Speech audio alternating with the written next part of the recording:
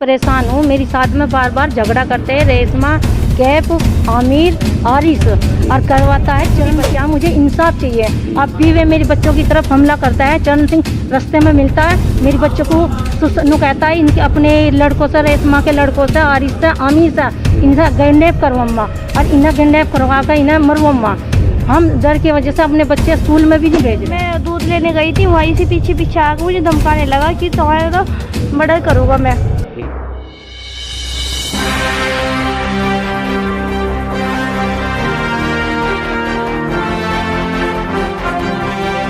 उत्तर प्रदेश का ये सहारनपुर ज़िला है। तस्वीरें हम आपको दिखा रहे हैं सहारनपुर के पुलिस लाइन की, जहां पर आज कुछ लोग जो हैं पीड़ित सहारनपुर के एसएसपी के दरबार में आए हैं।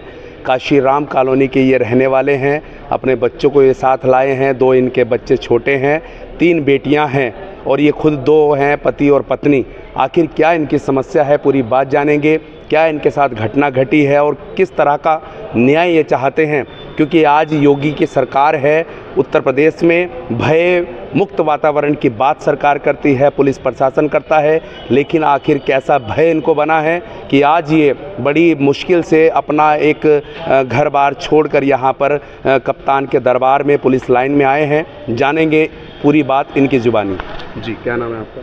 मेरा नाम शमशीदा है। जी, क्या समस्या है आपकी? मेरी समस्या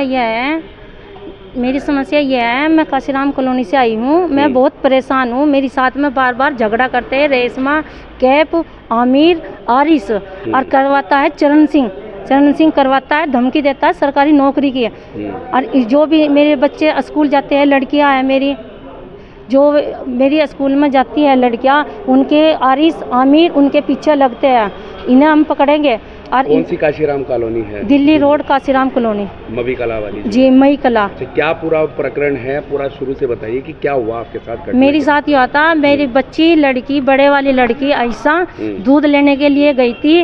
आरिस, आमिर, कैफ, रेशमा और चरण सिंह ने हाथापाई करती है मेरी लड़की का। पहले ओन्ना उतारा, फिर उसके कपड़े पाड़ के फिर सबने बजाया। जो हम पीछे से गए, हमारे पर भी हमला करा। हम घर आकर बचे तो घर पर भी हमारे आकर हमला करा। हथियार ले रखे थे, चक्कू भी ले रखा था, सरिया भी ले रखा था, चंपे ले रखे थे।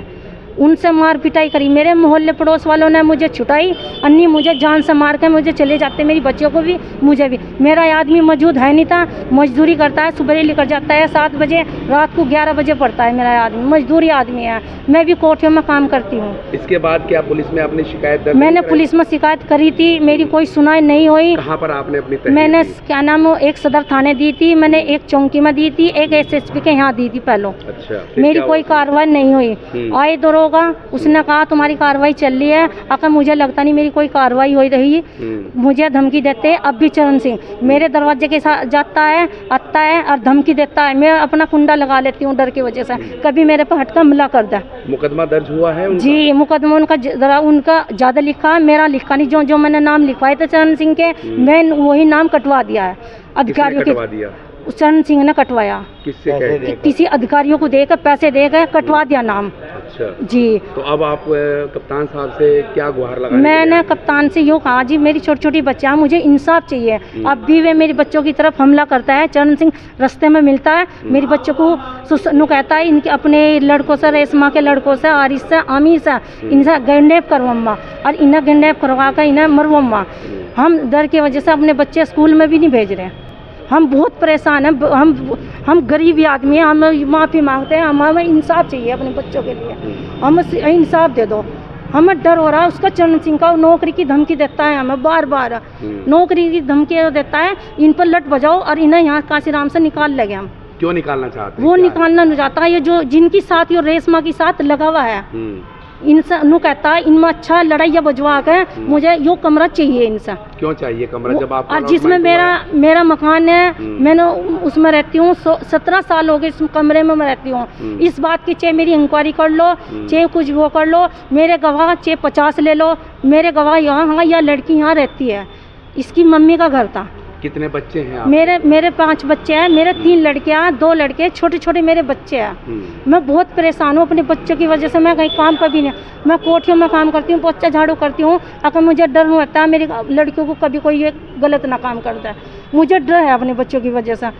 मेरी 13 साल की नाबालिग मेरी बच्चियाँ हैं, मैं बहुत परेशान हो रही हूँ चरण सिंह से, धमकी देता आता जाता। तो आपको यहाँ कप्तान के दरबार में आए, क्या आश्वासन मिला आपको? यहाँ से उन्होंने कहा जी कोई बात नहीं, कार्रवाई करते हैं। ये क्या नाम, चरण सिंह ने रेशमा को 4 मकान दे रखे हैं, 2 मकान तो उसमें गलत काम करते हैं, अवैध मकान पे कब्जा दे रखा, पैसे लेकर 30,000 रुपये पे मकान नाम पर ऐसे ही पट्टे का कागज़ वैसे ही दे दिया, और वो 50,000 रुपये में देकर अवैध मकान उन्हें कब्जा करवा रखा चरण सिंह ने सरकारी नौकरी की वजह से।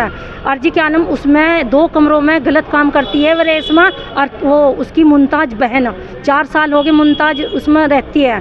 क्या मोहल्ले वाले इसका विरोध नहीं करते? मोहल्ले वाले डरते हैं, वो उन पर लगा देती है बलात्कार का केस, मोहल्ले वाले डरते हैं उससे, उस औरत से भी और चरण सिंह से भी, और उसके 3 लड़के से, कैफ से, आरिस से, आमिर से। ये लोग करते क्या हैं? ये लोग कुछ नहीं करते, ये माँ की कमाई खाते हैं चरण सिंह की। इनका जो है मैदा चरण सिंह है वो दे रहा इनका खर्चा। बच्चे हैं उनसे भी हम जान लेते हैं, एक बेटी है उनसे जान लेते हैं आखिर क्या घटना घटी थी और क्या हुआ बेटा। वो पिछली बार भी 6 महीने पहले भी उन्होंने मेरे ऊपर हमला करा था। अकेली मैं दूध लेने जा रही थी, और एक रात की बात है जब मैं दूध लेने गई थी, पैसे दे के आ रही थी, तो ये 3 पूत और चरण सिंह आके मुझे पकड़ के छेदने लग गए थे। वो तो मेरी मम्मी पापा आए थे जो इन्होंने मुझे छुटवाया आगे। कौन थे वो लोग? एक तो चरण सिंह था, आमिर था, कैफ था, और रेशमा थी और मुमताज थी। मेरे मोहल्ले वालों ने छुटवाई, मेरे मोहल्ले वाले ने छुटवाई, फिर मेरे पापा मम्मी आए, फिर उन्होंने छुटवाया मुझे आके। तो पुलिस में आप गए थे मम्मी के साथ अपनी? गई थी, उन्होंने कुछ भी वो नहीं करवाई। आज भी क्या वो लोग आपको डराते धमकाते हैं? हाँ अभी धमकाते हैं, जब भी मैं कहीं जाती हूँ ना पीछे पीछे आता है वो कैफ, और वो घर में भी धमकी देकर जा रहा। परसों भी मैं दूध लेने गई थी, वहीं से पीछे पीछे आकर मुझे धमकाने लगा कि तुम्हारा तो मर्डर करूँगा मैं।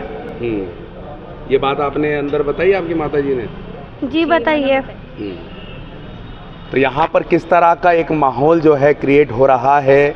सरकार उत्तर प्रदेश को उत्तम प्रदेश बनाने की भरपूर कोशिश कर रही है। पुलिस तंत्र लगातार जो अपराधी हैं उनको सलाखों के पीछे डाल रहे हैं, लेकिन यहाँ पर जो माननीय काशीराम कॉलोनी है, मवी कला दिल्ली रोड पर, वहाँ के ये पीड़ित लोग हैं, छोटे छोटे बच्चे हैं और नाबालिग इनकी बेटियाँ हैं, उनके साथ किस तरह से जो दबंगई लोग हैं अपने पद का दुरुपयोग करते हुए इनको एक भय का एक माहौल जो है बनाया हुआ है। फरियाद लेकर ये पहुँचे थे आज सहारनपुर एसएसपी के दरबार में और अपनी गुहार लगाई है। अब देखना होगा आखिर किस कर्मी के द्वारा जो है पूरी कार्रवाई नहीं की गई है, कौन वो पुलिसकर्मी है जिनके द्वारा एफआईआर में जो नाम इन्होंने बताया है वो काट दिया है। इनकी तहरीर में जो नाम लिखा है आखिर पूरी तरह से उस तहरीर में जो नाम दिए गए थे उनमें से एक व्यक्ति का नाम किस आधार पर काट दिया, लगातार ये उनका नाम ले रहे हैं। ये एक सोचने वाला विषय है जिस पर सहारनपुर के एसएसपी को संज्ञान लेते हुए इनकी जान माल की सुरक्षा करनी चाहिए। जिस तरह से बेटी ने बताया कि उसकी जो है जो विपक्षी है उसकी हरकतें इतनी ज़्यादा बढ़ रही हैं, हौसला इतना बढ़ रहा है कि इनको अब भय सताने लगा है, कैसे ये अपना जीवन यापन कर पाएंगे। बड़ा सवाल है। मकान जिसका है वो वहाँ रहता है, अगर कोई दिक्कत परेशानी किसी को है इंक्वायरी हो, इंक्वायरी होने के बाद उस पर कार्रवाई हो, लेकिन इस तरह से किसी को डराना, किसी को धमकाना, किसी को रेप कर देने की, गैंग रेप कर देने की धमकियां देना, ये एक बहुत संगीन अपराध है जिस पर जो है कप्तान को संज्ञान लेकर जो दोषी हैं उनके खिलाफ सख्त से सख्त कार्रवाई करने की इन्होंने मंशा जताई है। इसी बात को लेकर कप्तान साहब से मिले थे और अब देखना होगा आखिर इस पर क्या कार्रवाई सहारनपुर के एसएसपी करते हैं। सहारनपुर से मोनू कुमार की खास रिपोर्ट।